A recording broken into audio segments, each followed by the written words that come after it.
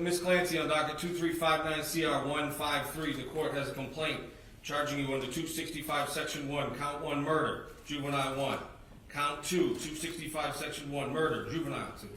Count 3, 265 15D big A, strangulation or suffocation, juvenile 1. Count 4, 265 15D big A, strangulation, suffocation, juvenile 2. Count 5, 265 15D big A, strangulation or suffocation, juvenile 3.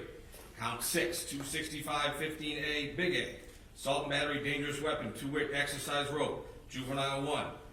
Count 7, assault and battery, 265 15A with a dangerous weapon, two-wit exercise rope, juvenile 2.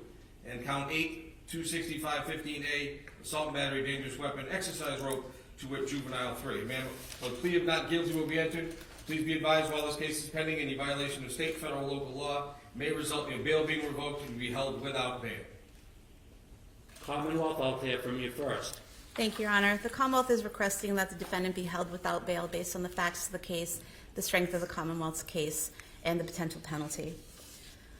On Friday, January 27, 2023, using an erasable whiteboard because she was still temporarily intubated, one of the first questions that Lindsay Clancy asked was, "Do I need an attorney?" She knew that she had murdered her children, and she had the clarity, focus, and mental acumen to focus on protecting her own rights and interests. The following is a summary of the events that led to the murders of Cora Clancy, Dawson Clancy, and Callan Clancy. On the morning of Tuesday, January 24th, 2023, the defendant took her 5-year-old daughter Cora to the pediatrician's for an appointment. She interacted with a receptionist, nursing staff, and a doctor. There were apparently no issues with the defendant's demeanor or behavior as she completed the appointment and was allowed to leave with Cora without any issues or concerns. When she returned home, she went outside with Cora and her 3-year-old son Dawson to play in the snow. They built a snowman. The defendant sent photos to her mother and to the defendant, to her husband. She texted with them. Nothing in the text was out of the ordinary or any sign of any distress or trouble. Back inside later that day at 4:02 p.m., the defendant searched on her phone Kids Miralax. She then searched at Takeout 3V via her cell phone at 4:13 p.m. Immediately after doing that, she used Apple Maps on her phone to determine how long it would take someone to drive from her home in Duxbury to 3V restaurant in Plymouth. So she would know how long someone would be gone if they ran that errand. She next went on the CVS website at 4:47 p.m. and then called CVS on Summer Street in Kingston. She spoke to the manager of CVS and asked if they had the Kids Miralax. The manager told her no, but they had other similar medications. According to the manager of CVS, her voice did not sound slurred or impaired in any way. She had no trouble understanding the defendant, and it was a perfectly normal conversation. At 4:53 p.m., the defendant texted her husband, who was working in his home office in their basement. She texted, "Any chance you want to do takeout from 3V? I didn't cook anything. It's been a long day." This was an unusual request, as when the family ordered takeout, they'd usually go somewhere closer to home, but it was a place that they had been in the past. Patrick Clancy texted back yes, and then the defendant asked him to check the menu. At 5:06 p.m., the husband texted the defendant asking what she was going to get. She responded, "A Mediterranean power bowl." She spelled it correctly, and it was something that was on the menu. He then told her that he wanted the scallop and pork belly risotto.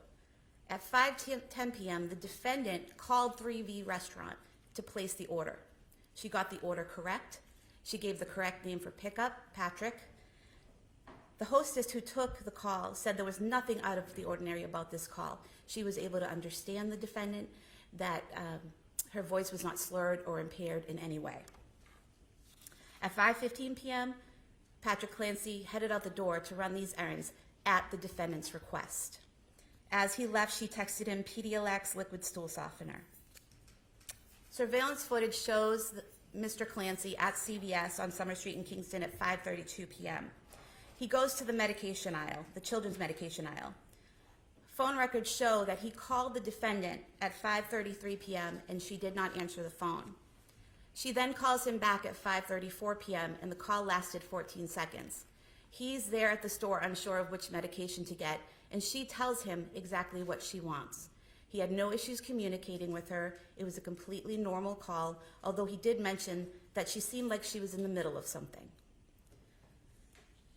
He is on surveillance footage during this time, exiting that aisle and appeared to be using his phone. He then heads to the register, makes his purchase, and leaves the store at 5:37 p.m.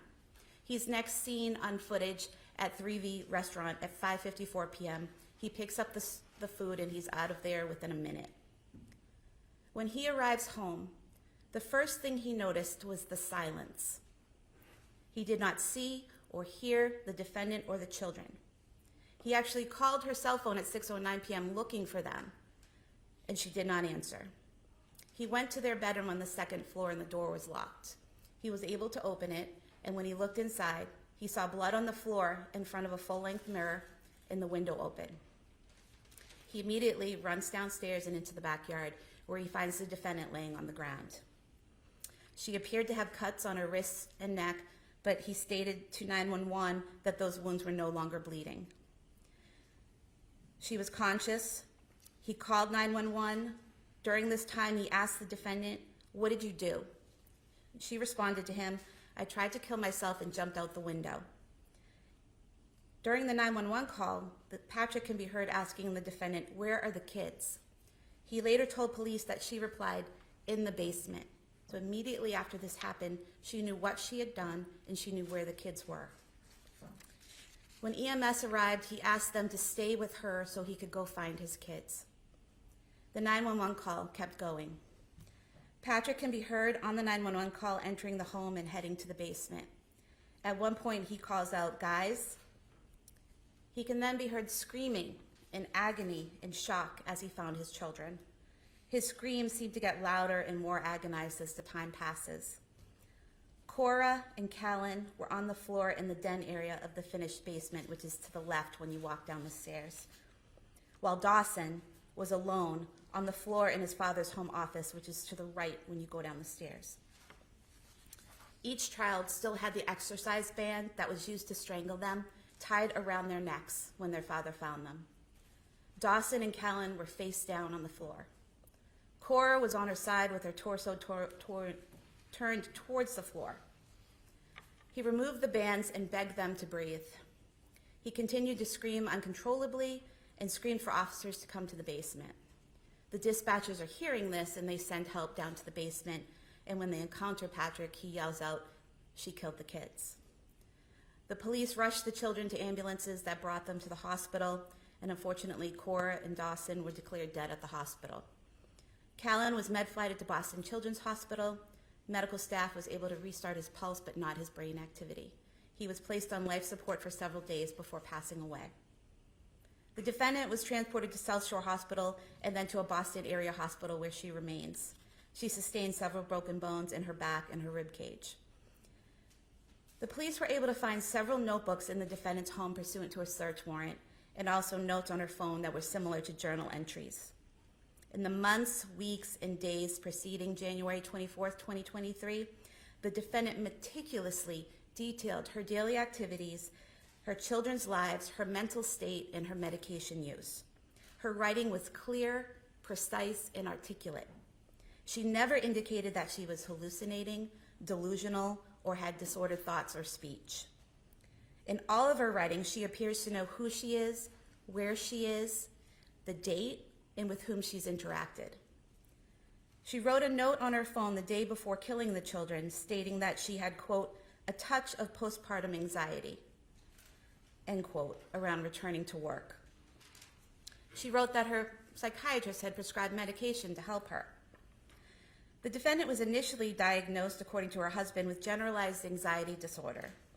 She was then evaluated at the Women and Infant Center for Women's Behavioral Health in Providence, Rhode Island on December 20th, 2022. There, after an evaluation, she was told in the presence of her husband by psychiatrists that she did not have postpartum depression and that she had no symptoms of postpartum depression. She wrote in her journal that at times she had suicidal ideation in December of 2022, and she also told her husband that she had suicidal thoughts and on one occasion had thoughts of harming her children. but she did not write or voice those thoughts after a stay at McLean Hospital. When she had those thoughts, she consulted with a psychiatrist and with her husband, and then she committed herself to McLean Hospital on January 1st, 2023.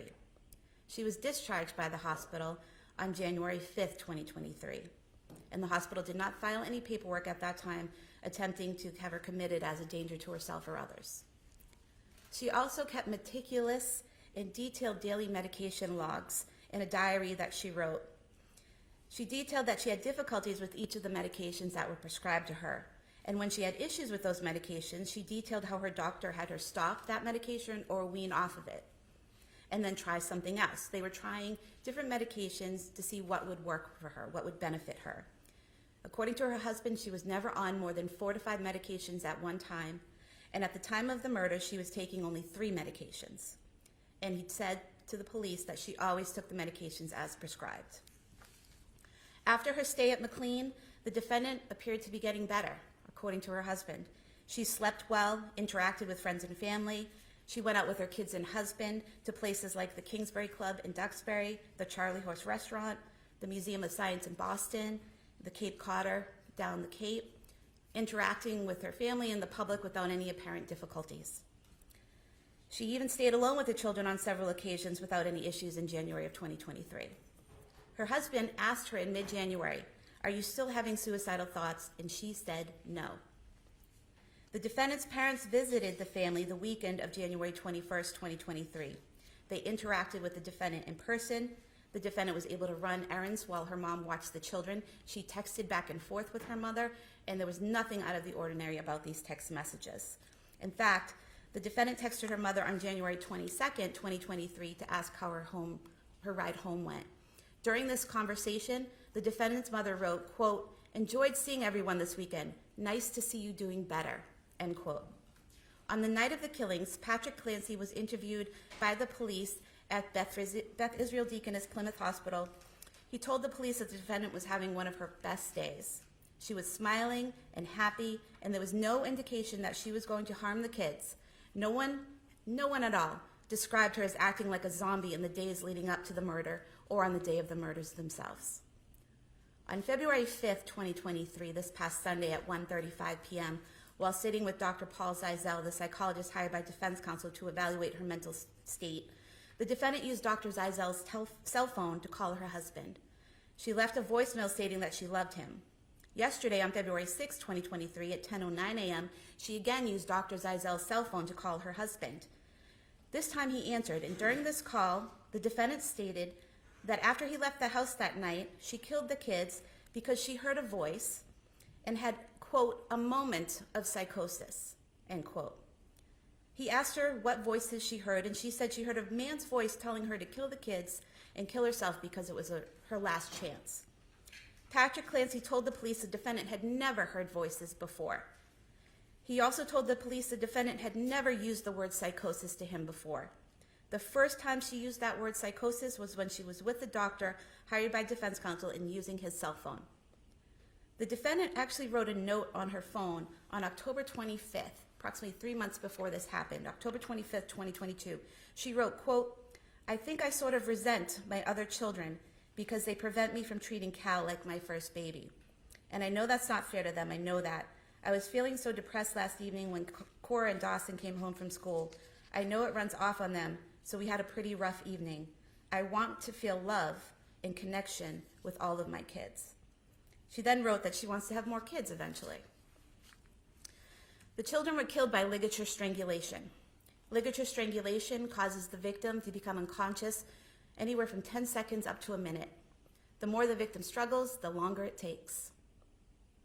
After the victim is unconscious, the ligature must be held in place with force, squeezing the neck for up to an additional 4 to 5 minutes to cause death.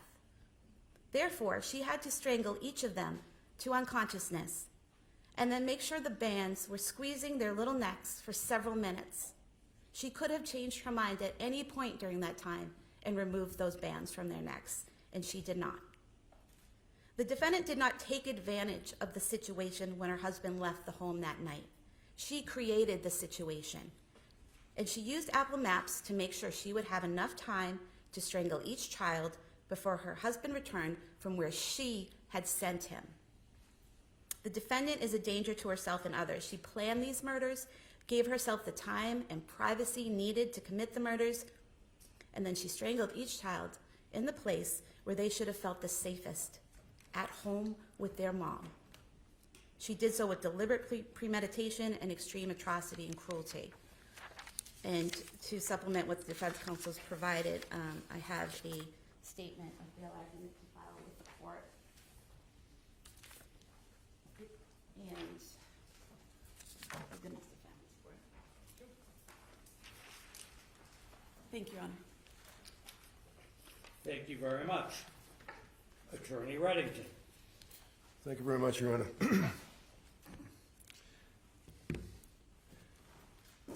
Your Honor, my request is that the court not enter what I would suggest is an inhumane order, ordering this woman to be incarcerated. We all know, as people that work in the system, that jails and prisons are woefully deficient in medical care of the most basic type. We all know that this is an individual, as Your Honor knows from Dr. Ricard's letter, who is in dire medical condition. We all know that this woman is, as counsel concedes apparently, a danger to herself. I question whether she would ever make it to a trial. She's suicidal. She's extremely emotional. However, she's unable, and has been unable, to express any happiness or sadness or cry. And in fact, sometime about a month or two ago, she made the comment, "I just wish that I could feel something." Now, our society fails miserably in treating women with postpartum depression or even postpartum psychosis. It's medicate, medicate, medicate. Throw the pills at you, and then see how it works. If it doesn't work, increase the dose or decrease the dose. Then end up trying another combination of medications. We're talking a relatively short period of time from when that baby was born in October up until January, when this incident occurred, Your Honor, that she was on such significant dosage of medication. Your Honor knows that Cora was born in 2017. It was a very uneventful, normal pregnancy and delivery. No issues afterwards as far as anxiety. Dawson was born in 2018. Again, it was a normal birth. She had no significant issues as far as anxiety. She did have to have stitches and she was sore, and that was about it. Then, of course, Callan was born. When Callan was born, she ended up becoming depressed, suffered from significant anxiety, as a result of which she consulted with a number of doctors. A number of doctors indicated that she would be able to sleep, she would be able to feel, she would be able to emote once these medications kicked in. And again, as I say, our medical in our society completely abandons women with this condition. It's easy to say, come on, you have a healthy baby, you have a wonderful husband, you're able to take care of your kids in your home, you're lucky. Take the pills, you'll be okay. Well, they put her on a number of medications. They put her on Prozac, which Your Honor is well aware is what's known as SSRI, selective serotonin reuptake inhibitor. Your Honor knows that along with some of these medications, they have the black box warning from the FDA, may cause suicidal ideation, may cause homicidal ideation. She was on Ativan. She was on Benadryl. And then she ended up being told, okay, because she was complaining about the effects of the Prozac, they said, stop the Prozac, we'll find something else. They put her on Remeron. Then they added on Seroquel. And Your Honor, I attached from David Benjamin, the toxicologist, some papers with the submission, and Your Honor can see the side effects that this Seroquel causes. She was having bad thoughts. She was having worsening depression. Her husband suffered through that phase. Her parents were well aware of the fact that she was suffering from this depression and depressive phase. She wasn't sleeping.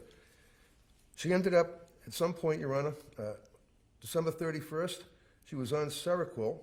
They told her then the Valium would be stopped. She was a shell of herself, no personality. and went to the doctor again. The doctor again prescribes the Seroquel, and then they took her off the Seroquel. And then she went to the doctor, and at that point, they prescribed trazodone, Ativan, amitriptyline, right up to the very end, when she was so bad that she voluntarily turned herself in, if you will, to the McLean Hospital. We know that that's a psychiatric hospital. She was at the McLean Hospital for a period of about 5 days. While at the McLean Hospital, they basically tried to get her off the Seroquel. She wanted to get off the benzodiazepines. She felt that she was being addicted to the benzodiazepines. She then ends up on trazodone, Ativan. Her mood was terrible after she got out of McLean Hospital. She still had the suicidal thoughts. As the government has indicated, she even told her husband that she had suicidal thoughts. You think this is something that she's planning to kill these 3 kids by going and getting a menu, going on to Google Maps or whatever it is, and finding out the distance? When she tells her husband she's having suicidal thoughts, probably a month prior, thoughts of hurting her children, they go to the doctor again, and she's on the medications, on and off, on and off. This is a significant issue between the postpartum depression as well as possibility of postpartum psychosis that is pretty much ignored.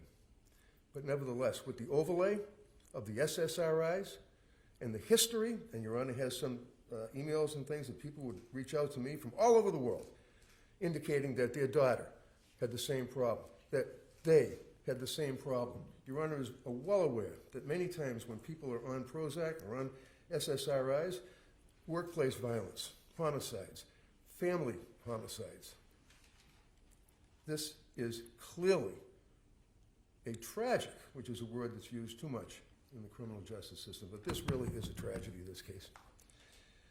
So we have, obviously, I would suggest, a very good defense for this young woman. She's 32 years of age, Your Honor. She met her husband. He was the love of her life. They got married. Wonderful young couple, and as counsel noted, she always wanted to have kids, always wanted to have babies. She's a nurse. She went to be a midwife because she wanted to help other women that would be in having babies, but didn't want to have all the medications. She was not a big medication person. Your Honor saw, I think there's probably close to 50 letters that have been submitted to you, and I know you read every one of them. The incredible outpouring of support by other nurses that work at Mass General Hospital. The fact that these women have a vigil, that they write the letters to this court imploring you to understand that you sentence, as far as bail issue, the woman before you, who was a beautiful person, who was thoroughly destroyed by these medications. That's for another day, obviously. A bail issue, bail argument. Your Honor is well aware under Commonwealth versus Vasquez at 481 Mass 750, Supreme Judicial Court indicated that this court, or the court, has vested in sound discretion of the bail judge. And the main considerations would be obviously the usual bail considerations: nature and circumstance of the offense, likelihood of success on the defense, roots in the community, and of course, as in Vasquez case, as well as Commonwealth versus Herring, 489 Mass 569, defendant's risk of flight. So now you have a situation, Your Honor, where this woman has incredible support, as you saw, letters from Foxborough that were signed by about 15 women, letters from her family, friends, letters from people she's known since the 6th grade that have stayed in touch with her. One thing that's a theme that is readily apparent is that Lindsay loved her children, that she would always, one of the letters said, she would always rub her belly, rub her belly. She had pictures of her pregnant, standing next to Patrick, hanging on the wall. I was in the house. The house is absolutely loaded with indicia of love for those kids. Photographs on the wall, little drawings, all sorts of games, toys, playpens, bassinets in the living room, in the dining room, the kitchen loaded with toys. Virtually the entire house, including their master bedroom. Toys, things for the kids. This is not a situation, Your Honor, that was planned by any means. This is a situation that clearly was a product of mental illness. Now, under the Vasquez case, one of the issues, as I said, is whether or not there's a risk of flight.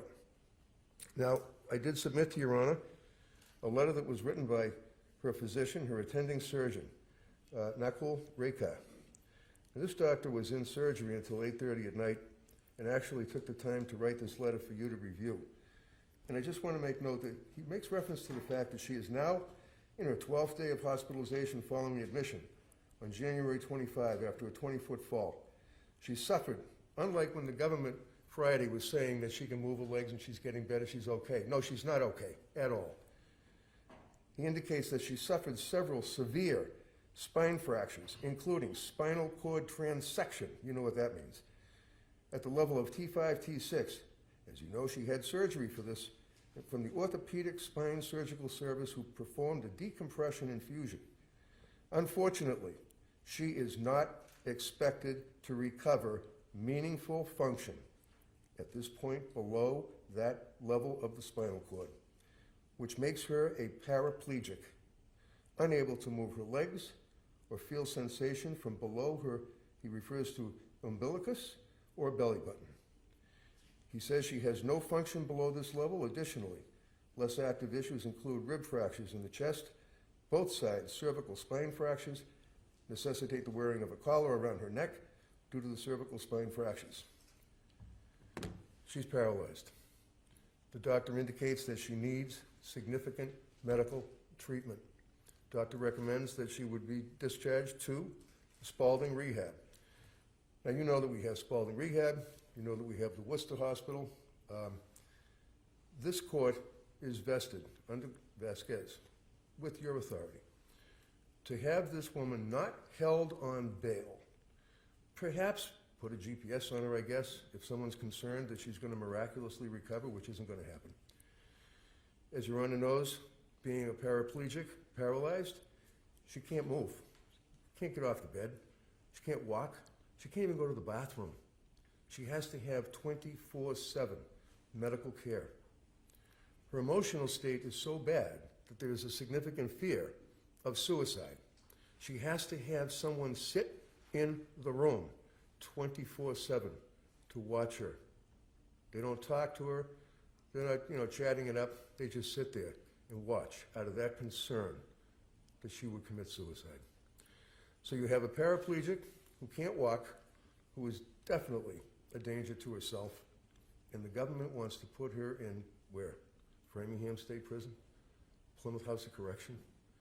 There's no way that any humane person would do that, especially within the structure of our criminal justice system, where a person is presumed innocent. And I'm not suggesting with the facts that the government has read, but she has a good defense. She's got a darn good defense to this case, because that's what happened. And I just want to share with you, Your Honor, one of the things that's interesting. When I was in the House, I came across a drawer that had a bunch of pill bottles in it, and I called the DA and I said, I got these pill bottles, and we made arrangements. I'm going to be giving them to them. And it's all the Prozac and the Trazodone and all that stuff. But inside the drawer was this little vase. And I didn't know what it was. It just looked like a little vase to me. And my wife said to me, oh, that looks like a wish vase. I said, what's a wish vase?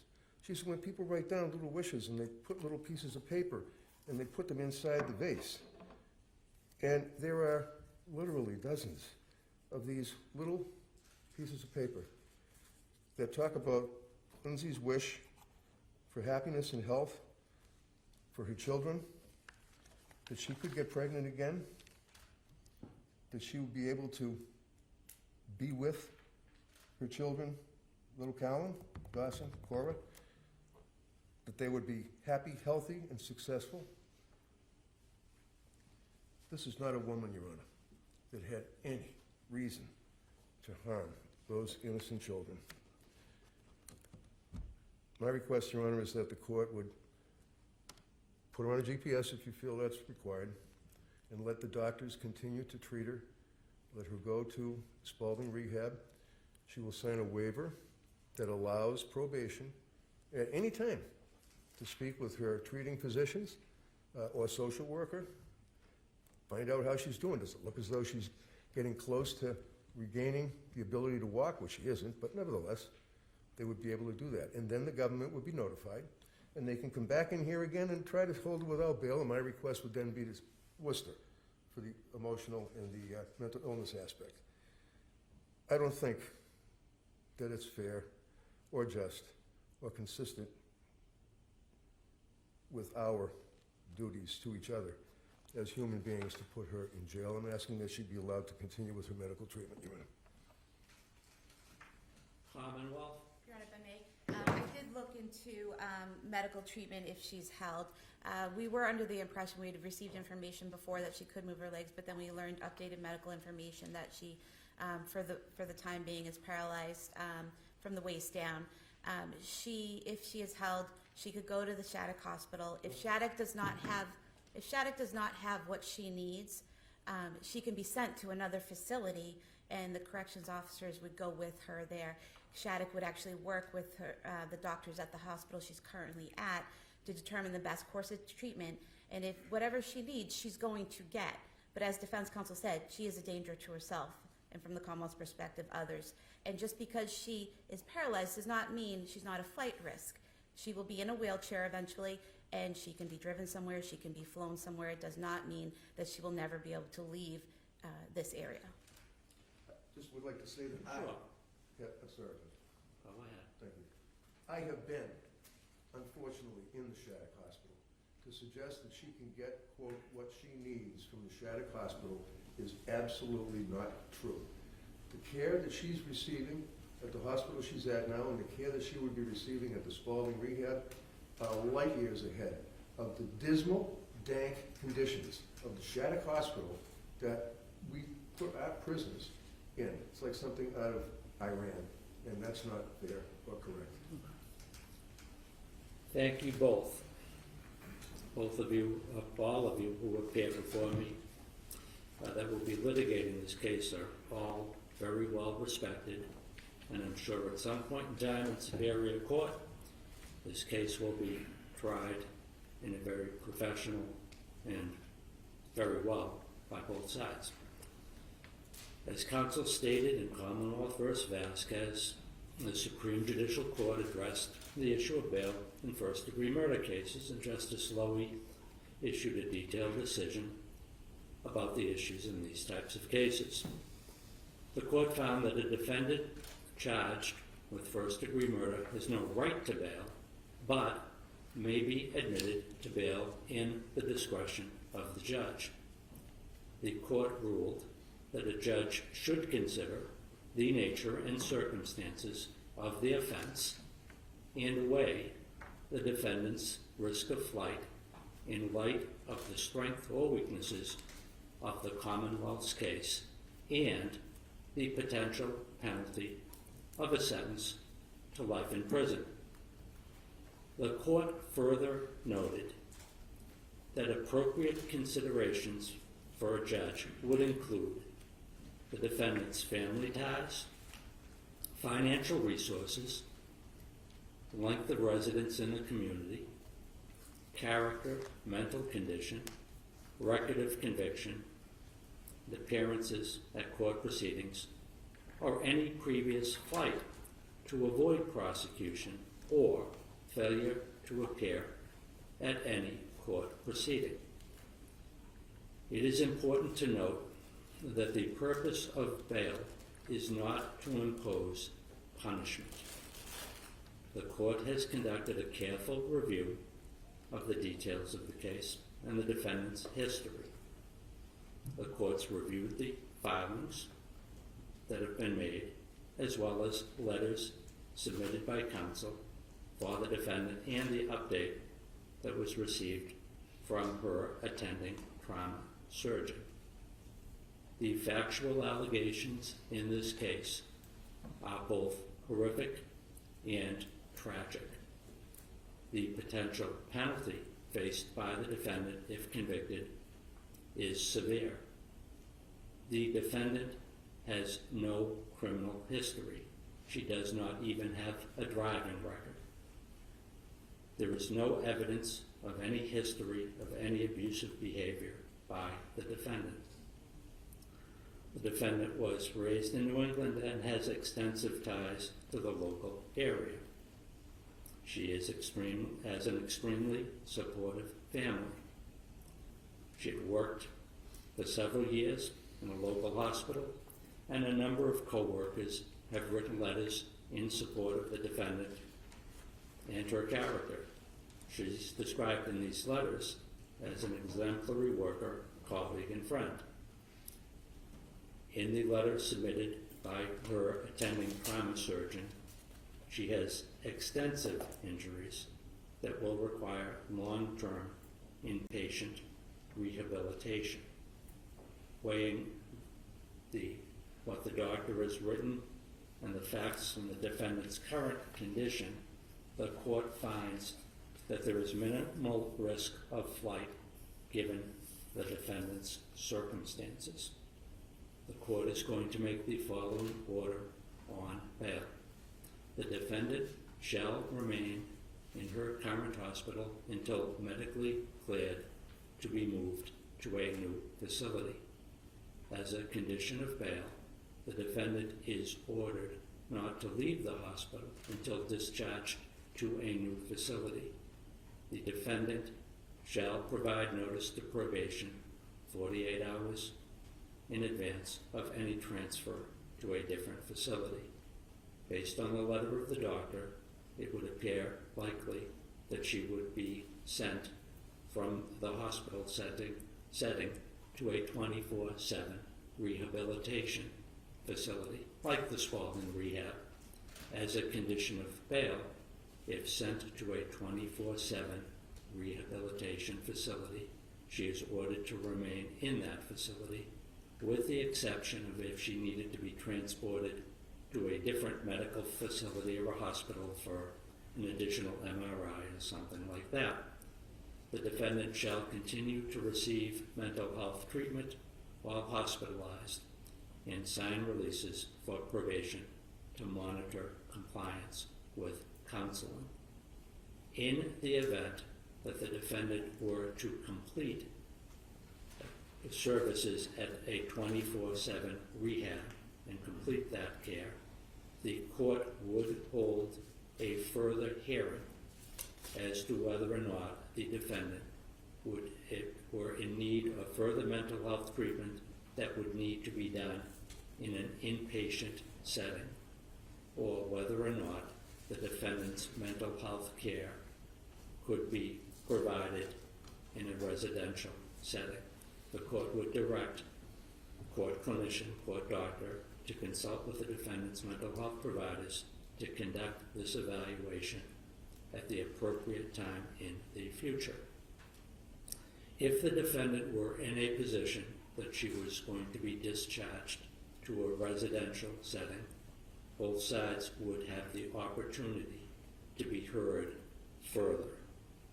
Any discharge in a residential setting, the defendant would be subject to home confinement with appropriate electronic monitoring to monitor home detention. There would be exclusions that would be available if the defendant needed to attend medical or rehabilitation appointments, counseling sessions, or religious worship sessions. The court would have probation visit any proposed residential setting prior to the defendant being discharged to that type of a setting to ensure that such setting was appropriate and safe. The defendant is ordered to surrender her passport to probation. In the event that the defendant does not have a passport, she is prohibited from applying for a passport. The court is not going to set any monetary bail at this time.